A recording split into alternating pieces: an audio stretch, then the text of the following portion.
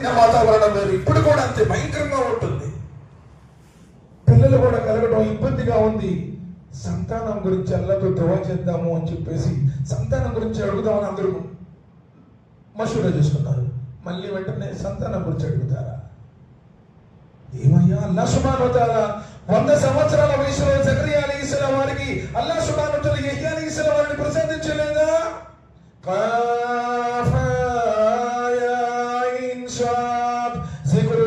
ذكر رحمة ربك عبده زكريا إذ نادى ربه نداء خفيا قال ربي إني وهن العظم مني واستغل الرشد شيبا ولم أكن بدعائك ربي شقيا وإني خفت الموالي من ورائي وكانت امرأتي عاقرا فهب لي من لدنك وليا. ఏం చేయగానే 100 సంవత్సరాలు దాటిన తర్వాత ఎముకలన్నీ అరిగిపోయాయి, ఎంట్రుకలన్నీ నరిసిపోయాయి. నా భార్య కొట్టాడు, అలా ప్రత్యేకమైనటువంటి నీ కారుణ్య ద్వారా తెచ్చి నాకు కొడుకునివ్వయ్యా అంటే 100 సంవత్సరాల వయసులో యా జకరియా ఇన్నా నబషరుక బిగులాం ఇస్ముహు యహ్యా, జకరియా ఇదిగో నీకు యహ్యాను ప్రసాదిస్తున్నాను అని జకరియా అలైహిస్సలాం వారికి 100 సంవత్సరాల వయసులో ఇచ్చాడు.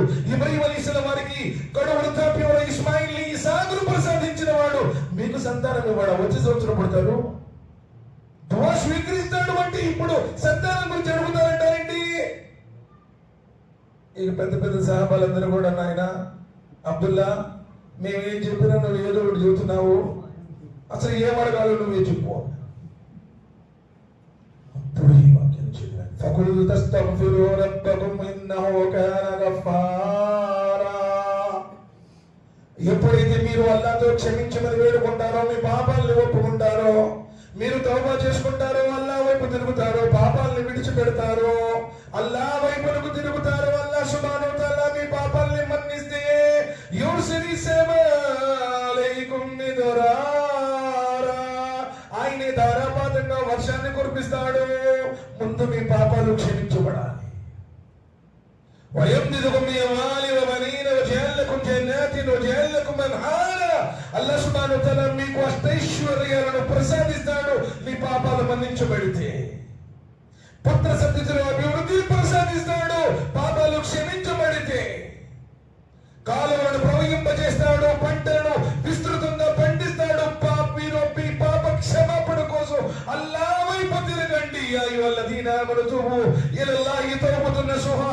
అల్లాహ్తో నిష్కల్మషమైనటువంటి హృదయంతో అల్లాహ్ వైపు తిరిగి, అల్లాహ్ నన్ను క్షమించు, అల్లాహ్ నన్ను మన్నించు, పశ్చాత్తాపడండి, ఏడవండి, అల్లాహ్ వైపు తిరగండి. అన్నింటినీ దీని ద్వారానే ప్రసాదిస్తాడు. నువ్వు అడిగే పని లేదు. ఎక్కడ సార్ ఈరోజు పాప క్షమాపణ వల్ల అంత పెద్ద లైలతుల్ కదరే.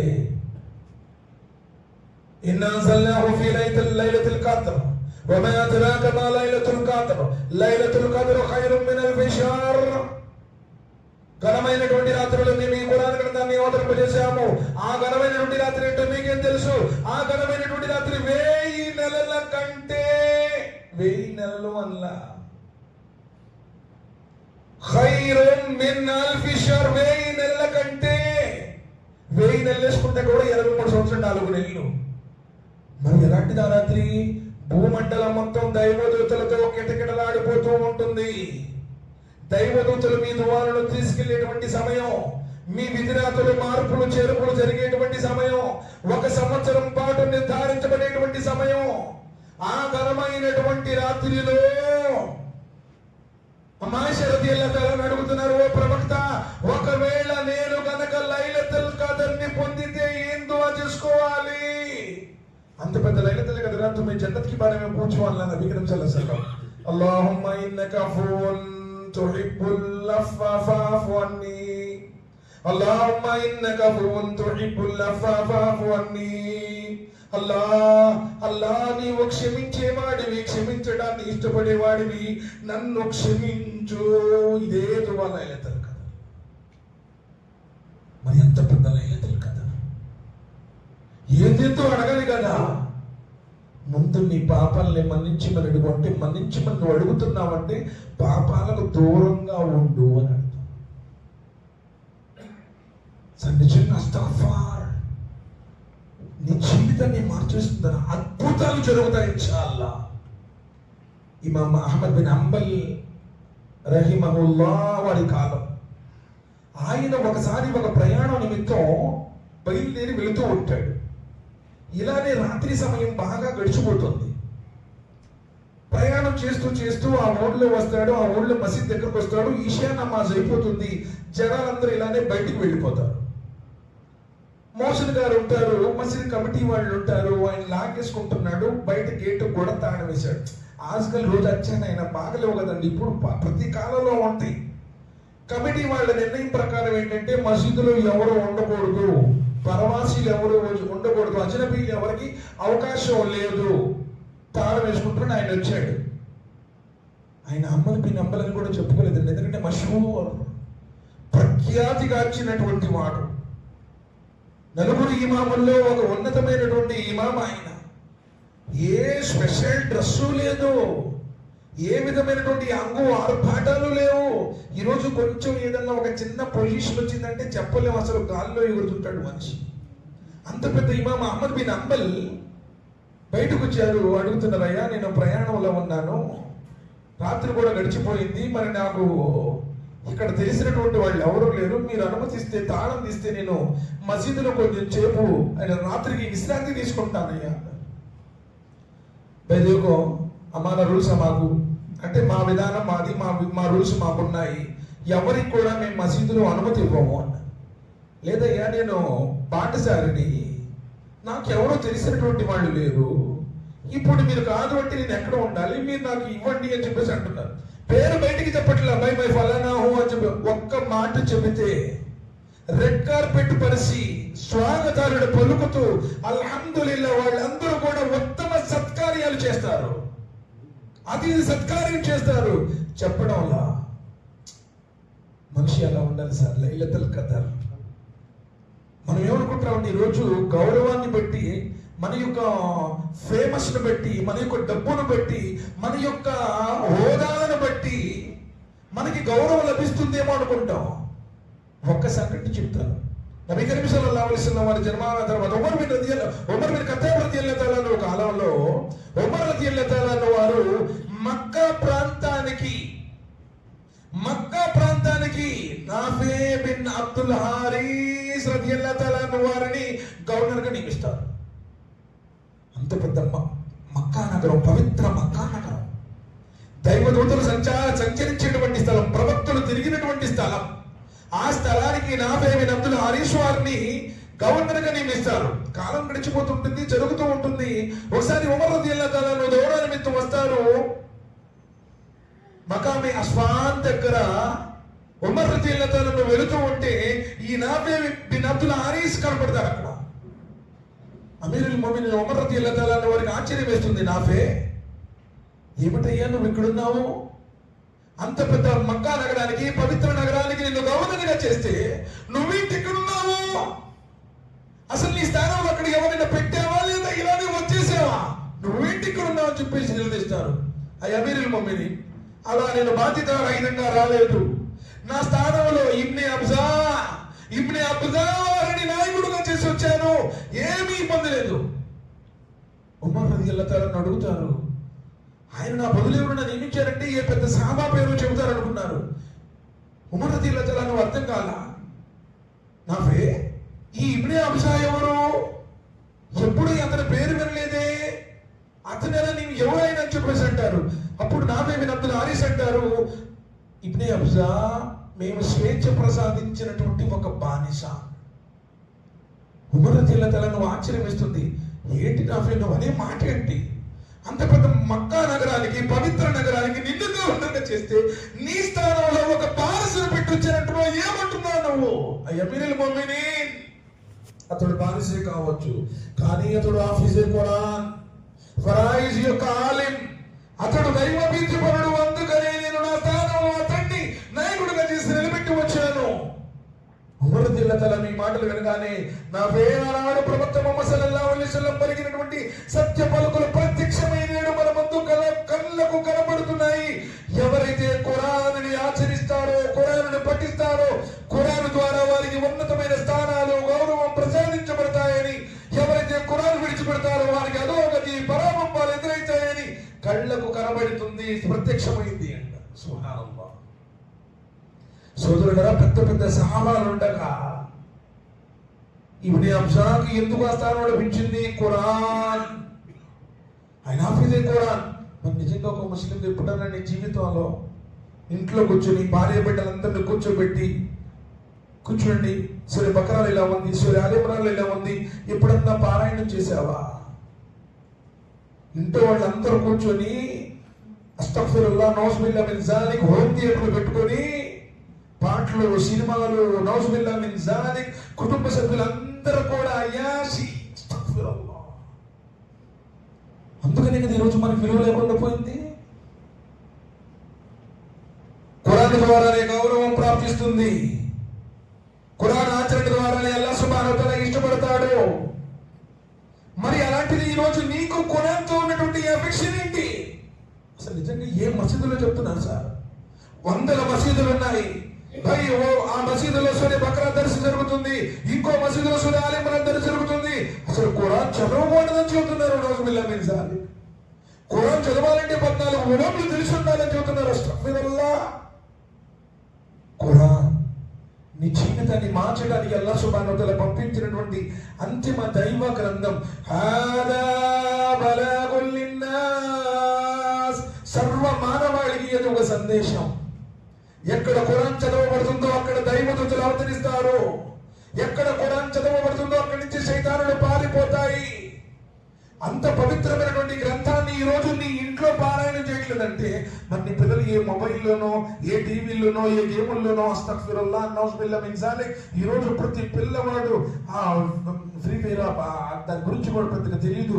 అలాంటి చూసి చూసి చూసి తల్లిదండ్రులు కూడా కొరకొరని కొయ్యగా తయారైపోతారు. ఎప్పుడన్నా నీ పిల్లగాడికి కొన్ని చూడాలని నేర్పించావా కూర్చుని? కనీసం ఎప్పుడైనా వస్తుంది పిల్లగాడిని తీసుకుని వస్తున్నావా? స్కూల్కి పోతే కొడతావు, కాలేజీకి హాజరు కాకపోతే దండిస్తావు. ఎప్పుడైనా నమాజ్ ఎందుకు చదవలేదని చెప్పి ఎప్పుడన్నా దండించావా? ఎలా స్వీకరిస్తారు సార్? ఈరోజు మన జీవితంలో ఆ రహమత్ బరకత్ అనేటువంటిది తీసుకోబడింది. చూడండి, గౌరవం ఖురాన్ ద్వారా ప్రాప్తిస్తుంది. మరి ఆ ఖురాన్తో నీకున్నటువంటి బంధం ఏంటి? సూర్య పాట చదువుతున్నావు, అర్థం తెలుసా? చిన్న చిన్న సోదరులు వాళ్ళ చదువుతున్న అర్థం తెలుసా? ఇన్నాతమైన చదువుతున్న అర్థం తెలుసా?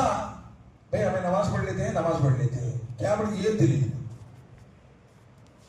సోదరులారా, చూడండి, అంతటి ఖురాన్ మనది అహ్మద్ బిన్ హంబల్ వారికి చెప్తున్నాం. ఇప్పుడు ఇస్తిగ్ఫార్ గురించి మనం మాట్లాడుకుంటున్నాం. అహ్మద్ బిన్ హంబల్ వారు అడుగుతుంటారు, అయ్యా నేను కొంచెం సేపు విశ్రాంతి తీసుకుంటాను, ఈ రాత్రి పూట ఉంటాను, పొద్దున్నే వెళ్ళిపోతాను. లేదండి మా రూల్స్ మాకున్నాయి, రూల్స్ ఎవరికైనా వర్తిస్తాయి, మేమైతే తెరవని చెప్పేసి జరుగుతుంది, వాదన జరుగుతుంది. ఓ గ్రూప్ మొత్తం కూడా అట్లానే బజార్లో నుంచున్నారు మసీదు ముందు. ఆ ఊరి మనిషి ఒక వ్యక్తి నమాజ్ చదువుకుని వెళ్ళిపోతూ పొద్దు తిరిగి మళ్ళా వచ్చాడు. మసీద్ దగ్గర ఏది వాదన జరుగుతుంది. ఆ వాదన సారాంశం ఏంటంటే, అతను ఎవరో అడుగుతున్నాడు, వీళ్ళేమో పర్మిషన్ ఇవ్వను అంటున్నారు. విన్న తర్వాత ఆ వ్యక్తిని పట్టుకొని, అయ్యా మీరేమనుకోనంటే ఈరోజు మా ఇంటికి తీసుకుని వెళ్తారో, మా ఇంట్లో ఈరోజు మీరు ఇద్దరు కానీ తెల్లారి వెళ్ళిపోతురు కానీ.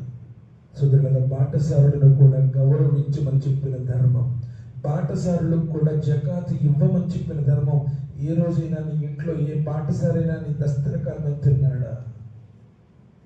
బరకత్ ఉండడం లేదు. అందుకని సంబంధం లేనిటువంటి బాటసారులకు జకాత్ ఇవ్వమని చెప్పిందండి. మరి ఎవరో బాటసారులను కూడా సత్కరించమని చెప్పిన ధర్మం సొంత వాళ్ళతో మంచిగా చెప్పమని చెప్పదా, ఉండమని చెప్పదా? అసలు బాటసారులు ఎవరు? ఎంత ఉన్నతమైన ధర్మం అండి. ఇక్కడ ఇంకో పాయింట్ చూద్దాం. ఈ మధ్యకాలంలో జరుగుతుంది ఏంటంటే, మొన్న పహల్గామ్ జరిగిన తర్వాత ప్రతి ఒక్కరు పహల్గామ్ తర్వాత మీ ఆలోచన ఏంటి? ముస్లింలు అలా చేస్తారు, ముస్లింలు అలా చేస్తారు.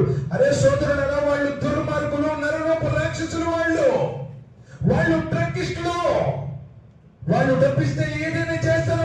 వాళ్ళకి కులం మతం లేదు.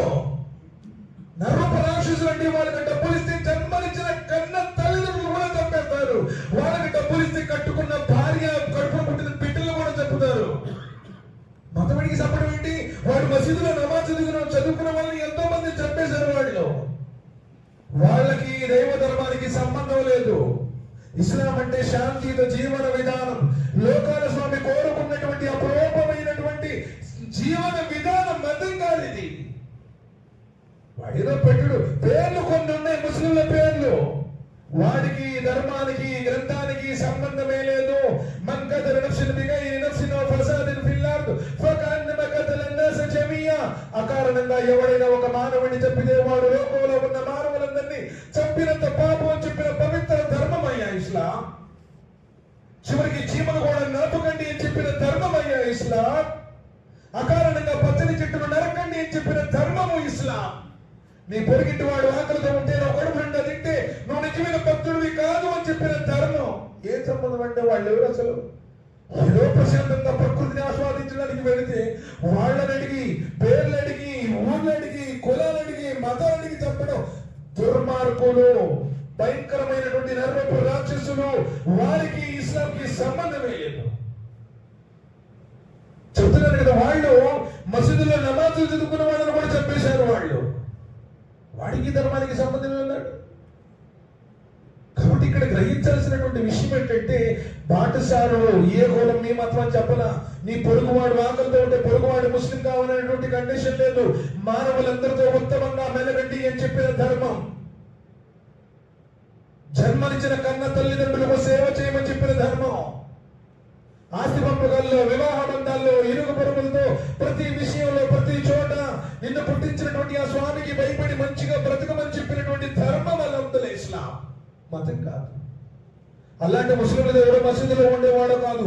సమస్త జగత్తులో ఎవరైతే 6 రోజుల్లో సృష్టించాడో, ఆకాశాన్ని ఆధారాలు లేకుండా నిలబెట్టాడో, భూమిని పర్వతాలను మేకులుగా మార్చాడో, మేఘాల నుండి ధారాబద్ధంగా వర్షాన్ని కురిపిస్తాడో, నిర్జీవమైన నెలకు జీవాన్ని పోస్తున్నాడో, సకల జీవకోటికి కావలసిన ఆహారాన్ని అందిస్తున్నాడు. ఆ ఉత్తమ ఆహార ఉపాధి ప్రదాత, ఆ సృష్టికర్తని ఖురాన్ అంటుంది. అల్లా సాయిబుల్ దేవుడో మసీదులో ఉండేవాడో కాదు.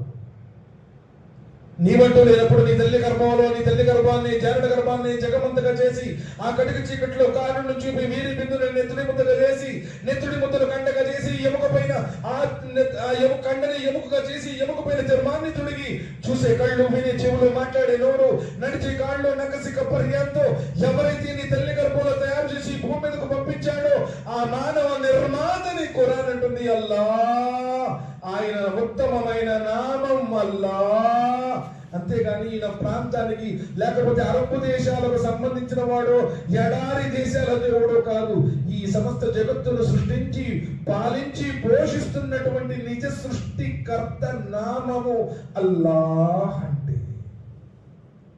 వేషం భాషకి సంబంధం లేదు. నువ్వు టోపీ పెట్టుకోవాలని, లాల్చి చేసుకోవాలని, నువ్వు పైన టోపీ పెట్టుకుంటే కింద లాల్చి చేసుకుంటే స్వర్గం ఇస్తానని చెప్పలా. నువ్వు ఉర్దూ భాష బాగా మాట్లాడితే స్వర్గంలోకి వెళ్తావని చెప్పలా. వేషాన్ని చూడడు, నీ భాషను చూడడు, గుండెల్లో ఈమాన్ చూస్తానంటున్నాడు, నీ సదాచరణ చూస్తాను. మరి అల్లాతో నువ్వు క్షమాపణ వేడుకో. ఇదంతా ఎందుకు చెప్తున్నా మనం? ఇమామ్ అహ్మద్ బిన్ హంబల్ ఎంతటి ఉత్తముడు సార్, అంత పెద్ద పండితుడు, ఏ అంగు ఆర్పాటాలు లేవు, ఎవరు లేరు చుట్టుపక్కల, ఒంటరిగా ఉన్నాడు. ఎవరు ఈ రోజుల్లో మనం చూస్తాం, చిన్న పొజిషన్ వచ్చిందంటే చుట్టూరు నలుగు పక్కన బౌన్సర్లో, వెనక ముందు అసలు బాడీ గార్డ్స్. అంత పెద్ద పండితుడు, చప్పుడు పేరు కూడా చెప్పట్లేదు. ఉంటానండి పచ్చవాడు, నేను ఉంటానండి మసీదులో. ఆ వ్యక్తి వచ్చాడు, ఏమైంది గురువు గారు, మీరు రండి, మసీదు రూల్స్ వాళ్ళకి ఉంటాయి కాబట్టి మీరు మా ఇంట్లో ఉండండి అని చెప్పి తీసుకున్నారు.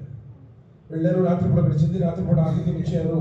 ఫజర్ నమాజ్ అయిపోయిన తర్వాత మళ్ళీ వెళ్ళారు, ఇంట్లో కూర్చున్నారు. ఇక అతిథికి మనం ఆతిథ్యం ఇవ్వాలి కాబట్టి ఈయన పిండి పిసుకుతున్నాడు, రొట్టె చేస్తూ ఉన్నాడు. తలుపు కూడా వేసి ఇంట్లో ఎవరు లేరు. ఆయన అహ్మద్ బిన్ హంబల్ వారు ఆ గదిలో కూర్చున్నాడు. ఈయనేమో పిండి పిసుకుతున్నాడు. అస్తగ్ఫిరుల్లాహ్ వ అతూబు ఇలైహి, అస్తగ్ఫిరుల్లాహ్ వ అతూబు ఇలైహి. పిండి పిసికేటప్పుడు, పిండి గుద్దేటప్పుడు, రొట్టెలు చేసేటప్పుడు ప్రతి క్షణం క్షణం లేచినా, కూర్చున్నా, ఎక్కడికి పోయినా, ఏం చేస్తున్నా అస్తగ్ఫిరుల్లాహ్ వ అతూబు ఇలైహి, అస్తగ్ఫిరుల్లాహ్ వ అతూబు ఇలైహి.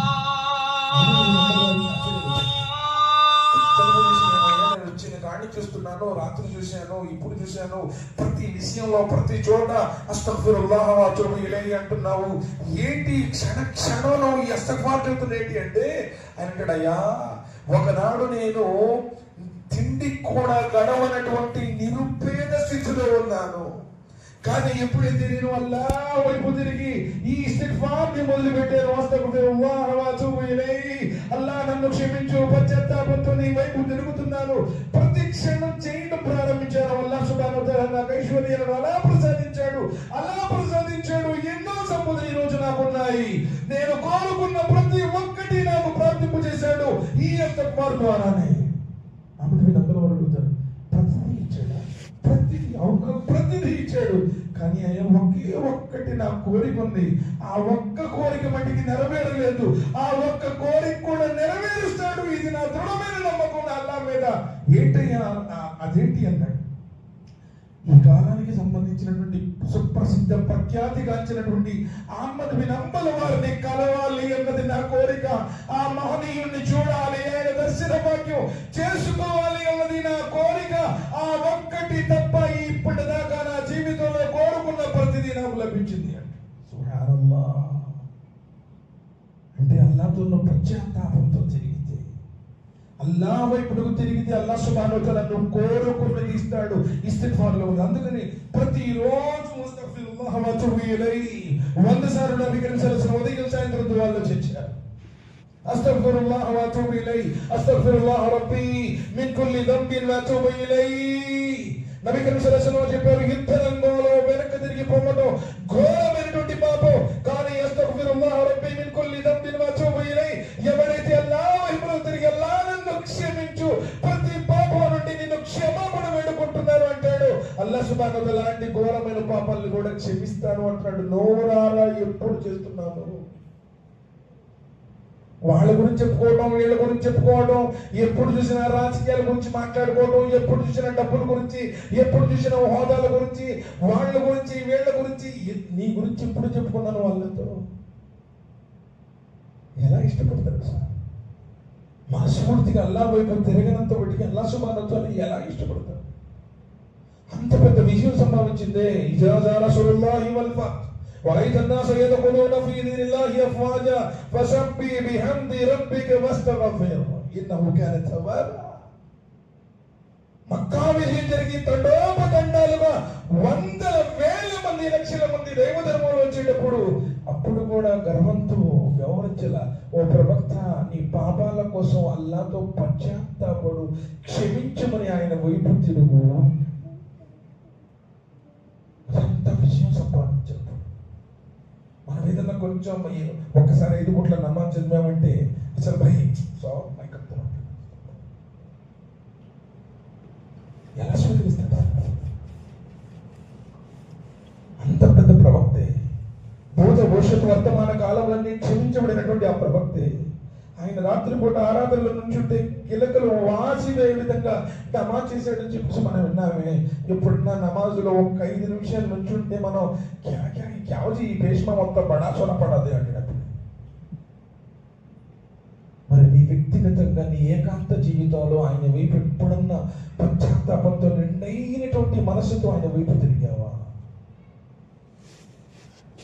ఈరోజు మనం అనుకుంటున్న మనం అన్ని చేస్తున్నాం, అన్ని చేసినటువంటి ఆ మహనీయులే మా పరిస్థితి ఏంటి?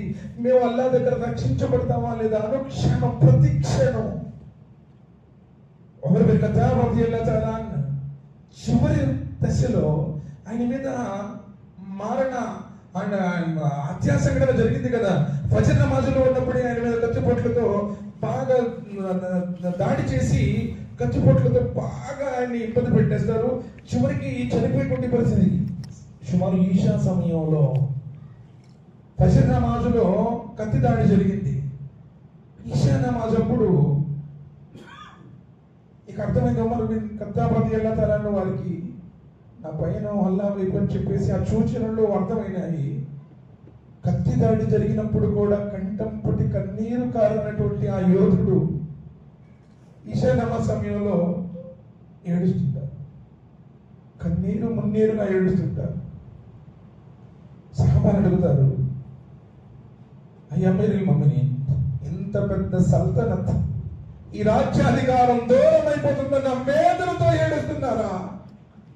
లేకపోతే నా మరణానంతరం నా భార్య బిడ్డలు ఏమైతారో అన్న బాధతో ఏడుస్తున్నారా?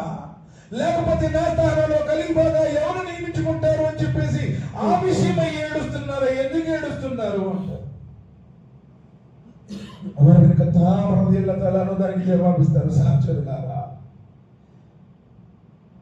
ఈ క్షణం నాటి నా ఈ వేదన, ఈ ఆఖరి క్షణాలలో నా రోదన, నేను ఏడుస్తుంది నా నుండి నా సంతాన దూరమైందని ఏడవడం లేదు. నేను చచ్చిపోయిన తర్వాత నా భార్య బిడ్డలు ఏమైతారన్న బాధతో ఏడవడం లేదు.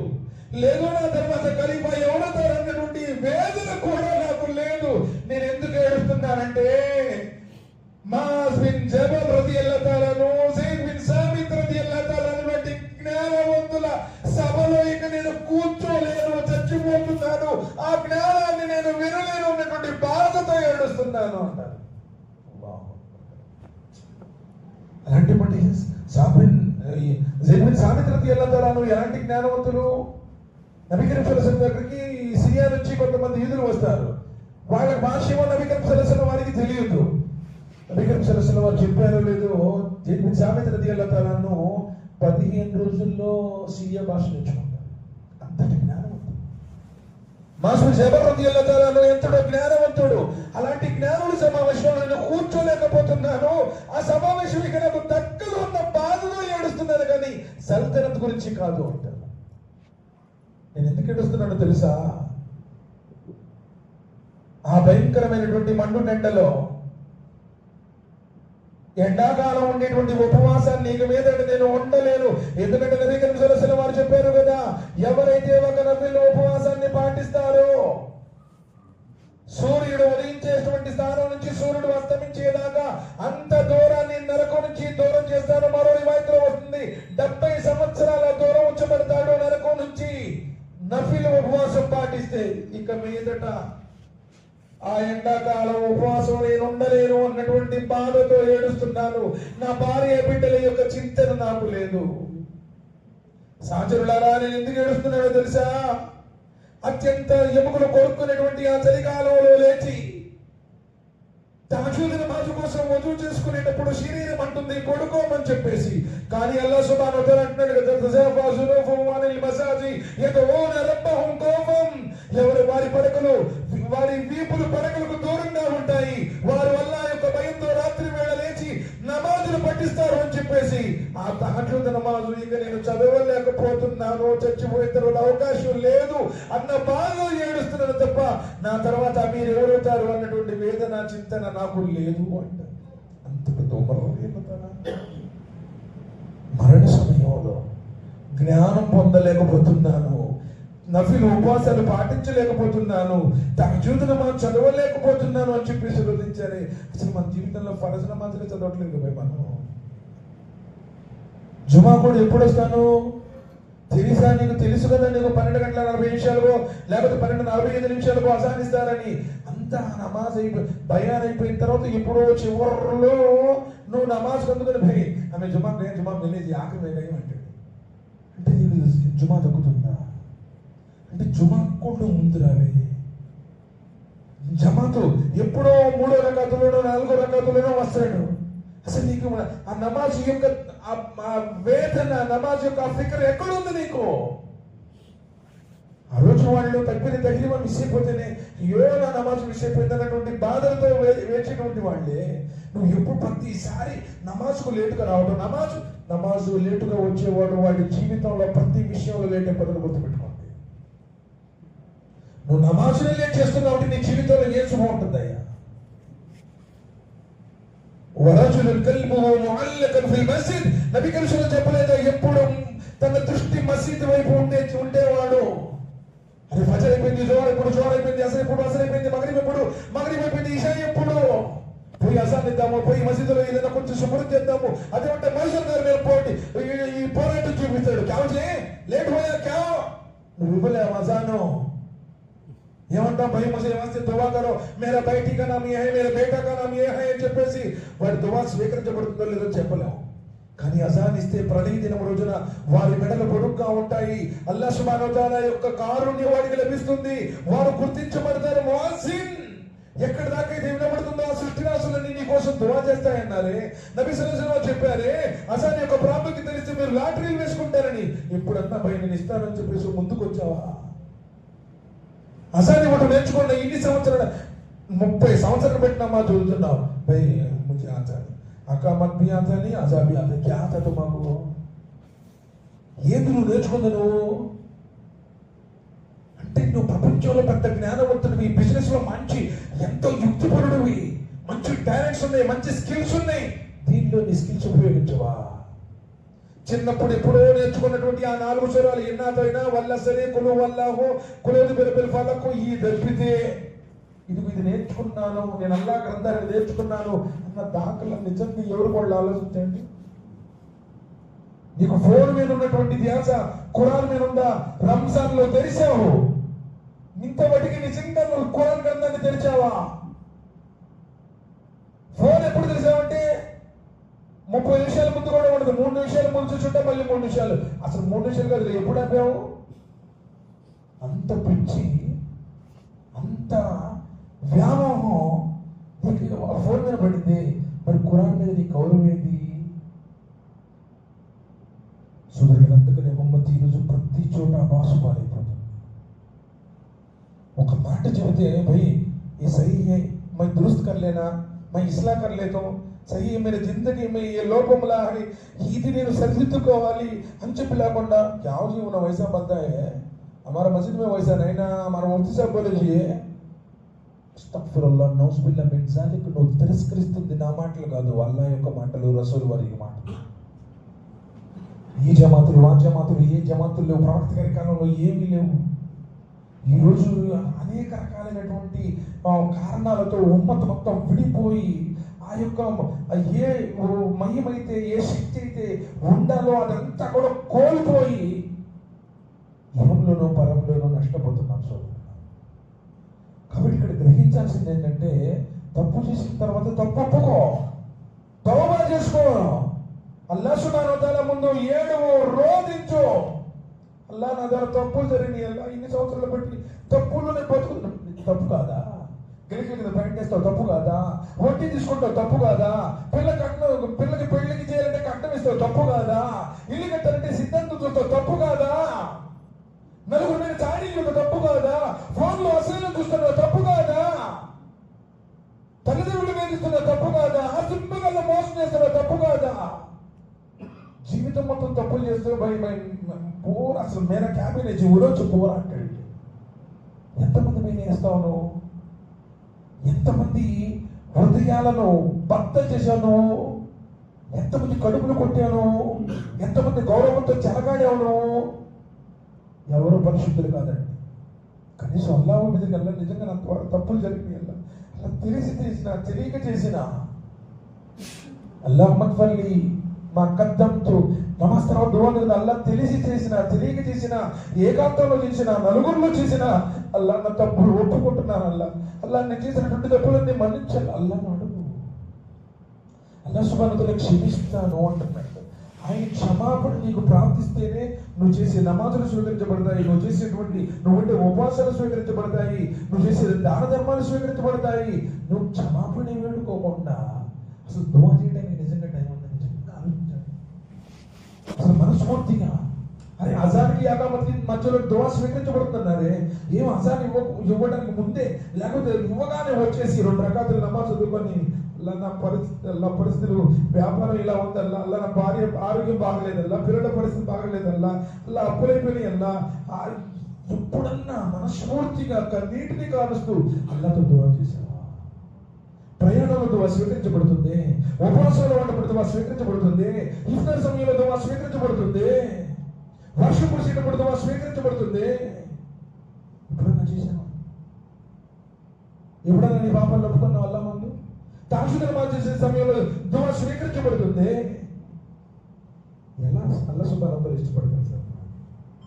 हमें नाम के वास्ते भाई हमें मुसलमान, हमें सैयदा, हमें शेखा, पठाना, खाना, हमें क्या कि नमाज को जुमा को जाते हैं, हमें हम ये भी करते हैं वो भी करते हैं అంటే జనాల దృష్టిలో అది వీడు భలే మంచోడు రా, అబ్బో వీడు ఆ మాదిసి మా దగ్గరకు పోతాడు, వీడి దగ్గరికి పోతాడు, సోప్ కర్తే కదా ఆల్రౌండ్ సిస్టమ్. ये नहीं है, హునఫా లిల్లాహి గైర ముష్రికీన బిహి, ఏకాగ్ర చిత్తంతో లోకం ఏమనుకున్నా సరే ఆయన ఆ మహానుభావుడు అగ్నిగుండంలో ఎందుకు పెట్టుకోవాల్సి వచ్చింది సార్?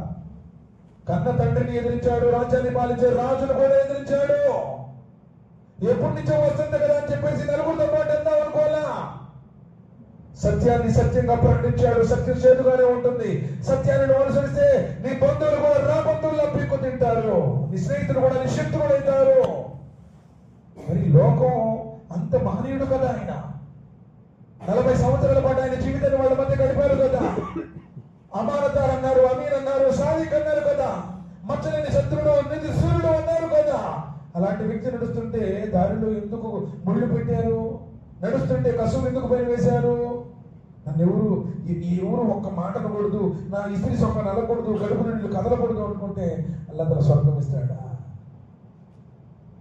దీనికి लिए तुम्हारा कुर्बानी क्या है? एक बार सोचिए. నీ బంధువులు శిరీక్షిస్తున్నా, నీ ఇంట్లో తప్పు జరుగుతున్నా నోరు కనపట్లన్నావు. ఎందుకంటే నీ జీవితమే లోపాల మయం, పాపాల పుట్ట. अब सुनते हैं छोड़ जाते हैं, सुनते हैं छोड़ जाते हैं, एक हाथ से सुनते हैं एक हाथ से छोड़ जाते हैं. क्या फायदा? वज़किर फ़इन्न ज़िक्र तनफ़उल मुमिनीन. విశ్వాసులకు హితోపదేశం లాభం విన్న ప్రతిసారి సరిదిద్దుకునేటువంటి ప్రయత్నం చేయకపోతే ఉపయోగింది. వారి హృదయాలు రాళ్ల కంటే కఠినంగా మారిపోయాయి.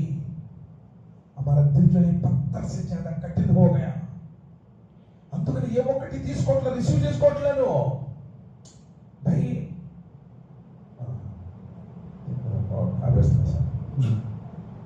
మన హృదయాలు ఆ విధంగా కఠినమైపోయాయి. కాబట్టి ఇప్పుడైనా సరే తౌబా చేసుకుని అల్లా వైపు తిరిగి, అల్లా నా జీవితంలో ఎన్నో పొరపాటు, మనకు ఒకటి ఇందాక కూడా చెప్పాను మీకు, షిరిక్ చేయట్లేదు నేనటువంటి అహంకారంలో వద్దు. శైతాన్ గాడు కూడా షిరిక్ చేయలేదు. అబ్దుల్లా బిన్ ఉబై మునాఫికుల నాయకుడు, వాడు షిరిక్ చేసిన దాఖలాలు లేవు. గర్వాన్ని, అహంకారాన్ని, బడాయిని, రియాకారిని, తకబ్బుర్, గురూర్, గమన్ అవన్నింటినీ విడిచిపెట్టేసి సౌమ్యంగా మృదువుగా నలుగురిని మంచిగా పలకరించిపోయి, ఎవరన్నా పిలుచుకొని రా మసీదుకి. ఎవరన్నా వచ్చాడనుకో, క్యావజీతో మాకు వజూ బీ సీదా అర్థం నయ్యి అత అంటాడు. ఓపాడు వాడు ఎందుకు రా మసీదుకి వెళ్తే క్యావజీ నాకు సోరా బీ సీదా పడ్డా నయ్యి అత. వాడి జీవితంలో రాయడు. ఎవరికన్నా నువ్వు నేర్పేవా? भाई वो जो वैसे नहीं वैसा करो, मुझे भी से पहले करना नहीं आता, मैं सीख ले, मैं इंशाल्लाह 2-3 मरतबा तो మాకు సిఖాతో అని ఇప్పుడన్నా ఒక్కడే పూజ నేర్పించావా? ఎంతమందిని ఈరోజు మన ద్వారా వెళ్ళిపోతున్నారు సార్. ఇప్పుడు మనం మారేది ఎప్పుడు? కాబట్టి తౌబా చేయండి అల్లాతో. అల్లా ఎవరైతే తౌబా చేస్తారో వాళ్ళు, తౌబా చేసే వాళ్ళు అంటే అల్లాకి ఇష్టం అంటున్నారు. కాబట్టి ఏ పాపాలు అయితే మనలో ఉన్నాయో ఆ పాపాలని విడిచిపెట్టే ప్రయత్నం చిన్నగా చాలా మంది కుర్రలు చెప్తున్నారు. ఈ ఫోన్లో ఆ గేమ్స్ ఆడటం, ఆ ఫోన్స్ చూసుకోవటం, మీ జీవితాలను మీరు అగ్గిపాలు చేసుకోవడం గుర్తుపెట్టుకోండి. ఫోన్ సిగ్గు నుంచి దూరం చేస్తుంది, ఫోన్ కొర నుంచి దూరం చేస్తుంది, ఫోన్ అన్ని ఆరాధన నుంచి దూరం చేస్తుంది, ఫోన్ కురాన్ నుంచి దూరం చేస్తుంది, ఫోన్ తల్లిదండ్రుల నుంచి దూరం చేస్తుంది, ఫోన్ భార్యతో కూడా దూరం చేస్తుంది. ఇంట్లో తినేటప్పుడు కూడా ఫోనే, పడుకునేటప్పుడు ఫోనే, ఊరుకునే అంటే పోతాడు. ఇంకా ఏంది ఫోన్? ఏంది నీకు ఫోన్ లేనప్పుడు బతకలేదు లోకం? ఫోన్ అంటే వస్తే మాట్లాడాలి, అవసరమైతే చెయ్యాలి, లేదు ఇంపార్టెంట్ పని ఉంటే దాన్ని యూస్ పర్వాలేదు, కానీ ఫోనే జీవితం కాకూడదు. ఎంతమంది తల్లిదండ్రులు కడుపు కోత తెలుసా? ఆ ఫోన్కి అడిక్షన్ అయిపోయారు, ఆ ఫోన్లోనే బతుకుతున్నారు. ఫోన్ తీసుకుంటే సూసైడ్ చేసుకుంటా ఉంటున్నారు. చాలా మంది చేసుకున్నారు కూడా. మొన్న కూడా రైలు ముందు కూర్చొని షోగా తీస్తున్నాడు, కొట్టడం పిచ్చ పగిలిపోయింది, చచ్చిపోయాడు అక్కడ స్పాట్లో. మొన్న 6 పిల్లలండి, యూపీలో కావచ్చు, అందరూ ఇద్దరికి పెళ్లి కూడా ఫిక్స్ అయిపోయింది. చూస్తున్నారు, తీసుకున్నారు వీడియో. అమ్మాయిని కొంచెం పోతే బాగుంటుందని చెప్పేసి అక్కడ పెట్టింది, కొట్టుకుని పోయింది. అమ్మాయిలు అవుతుంది, ఈ అమ్మాయి 6 పోయారు. అంత పిచ్చ ఫోన్. ఎందుకు నీకు సెల్ఫీలు ఎందుకు? నువ్వు సెల్ఫీకి సెల్ఫీ ఎందుకు? సోదరులారా, ఎన్నో విషయాలు ఉన్నాయి, కానీ నమాజ్ టైం కూడా ఉంది కాబట్టి నేను వాళ్ళ ఇప్పుడు నేను संडे को मुर्रमगंडलो इंशाअल्लाह जनाब जमील हजरत का बयान है तेरा एमएम मस्जिद रे इंशाअल्लाह రేపు మగ్రిబ్ తర్వాత 7:15 to 8:45 ఉంది ఇంషాఅల్లాహ్. అందరూ వచ్చి ఏంటంటే ఇస్తిమాలో మనం వచ్చేటప్పుడు మనతో పాటు ఎవరైనా, నువ్వు వచ్చావు నీకు పుణ్యం వస్తుంది, ఎవరైనా సరే ఒక్కళ్ళని షిరిక్ నుంచి నువ్వు కాపాడితే సురుకు ఉండొచ్చే బెహతర్ అన్నారు నబీ కరీం సల్లల్లాహు అలైహి వసల్లం. ఒక్కళ్ళు నీ ద్వారా అల్హమ్దులిల్లాహ్ సత్యాన్ని గ్రహించి కలిమా వైపు తిరిగితే నీ జీవితం ధన్యం. ఏ పాత్ర వల్ల బలితో తుమారా నజాత్ కే లియే కాఫీ హై. అల్లాహ్ సుబ్హానహు వ తఆలా మనందరికీ కూడా మన తప్పులను, పాపాలను, దోషాలను ఒప్పుకొని అల్లాహ్ ముందు పశ్చాత్తాపంతో ఏడుస్తూ రోదిస్తూ అల్లాహ్తో వేడుకునే భాగ్యాన్ని అల్లాహ్ మనందరికీ ప్రసాదించుగాక. అల్లాహ్ సుబ్హానహు వ తఆలా మనందరినీ గర్వ అహంకారాల నుంచి కాపాడుగాక. ఖురాన్ గ్రంథాన్ని అర్థంతో చదివి ఆచరించే సౌభాగ్యాన్ని ప్రసాదించుగాక. మనం మన భార్య బిడ్డలు అందరూ కూడా అల్లాహ్ యొక్క కారుణ్య ఛాయలో ప్రవేశించి నరకంని అగ్నికోండ నుండి కాపాడి స్వర్గంలో ప్రవేశించి అల్లాహ్ను దర్శించుకునే సద్బుద్ధిని అల్లాహ్ మనందరికీ ఆ సువర్ణ అవకాశాన్ని ప్రసాదించుగాక. హరాం నుంచి మనల్ని కాపాడుగాక. అల్లాహ్ సుబ్హానహు వ తఆలా మనందరికీ 5 పూట్ల నమాజ్ స్థాపించే భాగ్యాన్ని ప్రసాదించుగాక. ఎవరు అనారోగ్యంతో బాధపడుతున్నారో వారికి మంచి ఆరోగ్యాన్ని ప్రసాదించుగాక. ఎవరైతే జోడి కోసం ఎదురు చూస్తున్నారో వారికి ఉత్తమ జోడిని ప్రసాదించుగాక. అల్లాహ్ సుబ్హానహు వ తఆలా మనందరికీ సమాధి బాధ నుండి కాపాడుగాక. రియాకారి నుండి కాపాడుగాక. అల్లాహ్ మనం చేసినటువంటి దాన ధర్మాలను, మనం ఇచ్చినటువంటి కుర్బానీలను, జకాతులను అల్లాహ్ సుబ్హానహు వ తఆలా స్వీకరించుగాక. మనం ఉపవాసాలను స్వీకరించుగాక. ఇహపర సాఫల్యాన్ని ప్రసాదించుగాక. అల్లాహ్ మనందరినీ రియాకారి నుండి కాపాడుగాక. అల్లాహ్ సుబ్హానహు వ తఆలా మనందరికీ కూడా ఆ స్వర్గంలో ప్రవేశించి అల్లాహ్ను సందర్శించుకునే భాగ్యాన్ని మనకి, మన భార్య బిడ్డలకు, సమస్త విశ్వాసులకు ప్రసాదించుగాక. ఆమీన్ సుబ్హాన రబ్బిక రబ్బిల్ ఇజ్జతి అమ్మా యసిఫూన్. అస్సలాము అలల్ ముర్సలీన్ వల్హమ్దులిల్లాహి రబ్బిల్ ఆలమీన్. ఆమీన్. అస్సలాము అలైకుం వరహ్మతుల్లాహి వబరకాతుహు.